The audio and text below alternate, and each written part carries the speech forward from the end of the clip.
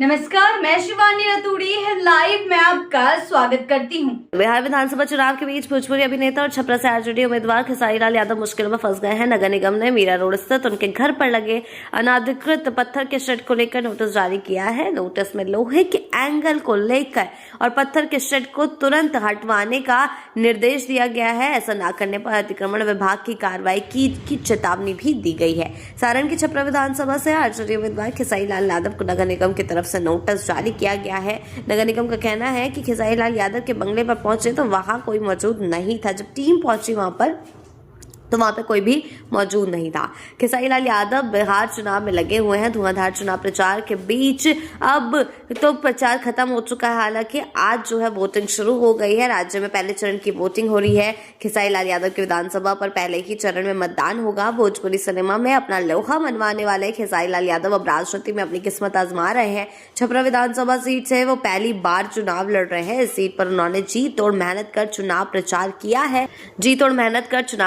है। खेसारी लाल यादव जिस सीट से चुनावी मैदान में उतरे हुए हैं वहां पर बीजेपी जीतती हुई आई है। इस सीट पर बीजेपी की निगाहें जीत की हैट्रिक लगाने पर है। फिलहाल खेसारी लाल यादव के यहां से चुनाव लड़ने पर मुकाबला काटेगा हो गया है। यहां से बीजेपी के सीएन गुप्ता ने 2 बार जीत दर्ज की है। बीजेपी की तरफ से इस बार छोटी कुमारी को टिकट दिया गया है। इसके अलावा बीजेपी छोड़कर पूर्व मेयर रखी गुप्ता भी निर्दलीय उम्मीदवार के तौर पर चुनावी मैदान में है। यानी कि खेसारी की मुश्किलें तो बड़ी हुई है। हालांकि जिस तरीके से उनको नोटिस जारी किया गया है और कहा गया है कि अगर अतिक्रमण नहीं हटाया गया तो कार्रवाई जरूर होगी।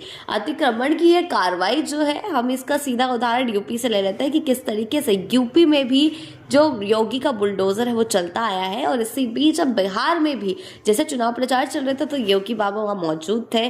सीएम योगी ने कई बार हुंकार भरी कि बुलडोजर की कार्रवाई हर जगह होगी। अतिक्रमण हटाने के लिए बुलडोजर की कार्रवाई जरूर होनी चाहिए बिहार में भी। और अब उसी तर्ज पर देखा जा रहा है कि किस तरीके से अगर कोई चीज अतिक्रमण की गई है तो मतलब जो मॉडल जो लागू किए जा रहे हैं अन्य राज्यों में वही मॉडल देखा जा रहा है कि किस तरीके से हर राज्य में लागू किए जा रहे हैं। अगर उस मॉडल से जनता को फायदा होता है, अगर उस मॉडल से जनता की रखवाली हो रही है, जनता के हित के लिए अगर वो मॉडल इस्तेमाल किया जा रहा है तो उस मॉडल का उपयोग जरूर किया जा रहा है। ये देखने वाली बात है कि कैसे करके जनता जो है सामने पर इस मॉडल का जनता के सामने ये मॉडल लागू किया जा रहा है। और देखा जा रहा है कि खेसारी अब मुश्किलों में फंस गए हैं।